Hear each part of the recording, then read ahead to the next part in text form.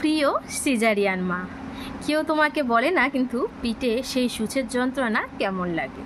কেউ কিন্তু এটা বলে না কিভাবে তোমার হাত কাঁপে যখন তুমি নিঃশব্দে নিজের শরীরটা অন্যদের হাতে তুলে দাও, শুধুমাত্র তোমার সন্তানের প্রাণ বাঁচানোর আশায়।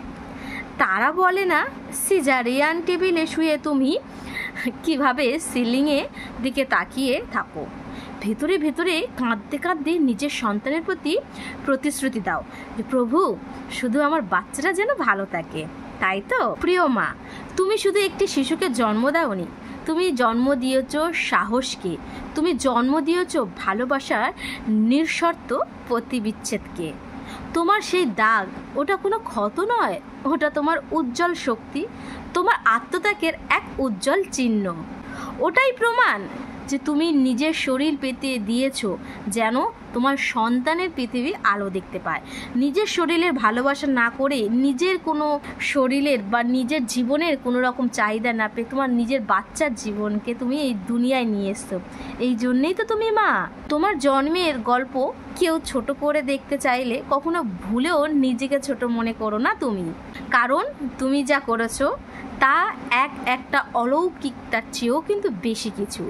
কারণ সিজারিয়ান টেবিলে কত কত কষ্ট শুধুমাত্র সেই মা জানে যেই মা প্রসব করেছে।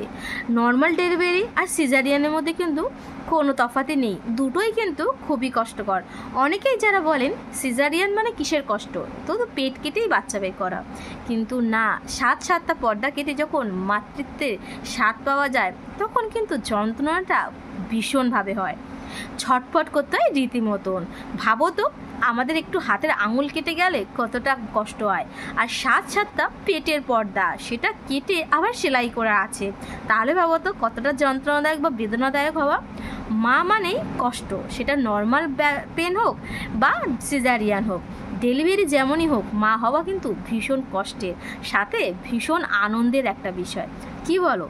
তাই তোমাদের জন্যে, সেই সব মায়েদের জন্য যারা মা হয়েছো, মা হতে যাচ্ছ বা মা হবার আশা রাখছো, তাদের জন্যে হ্যাপি মাদার্স ডে।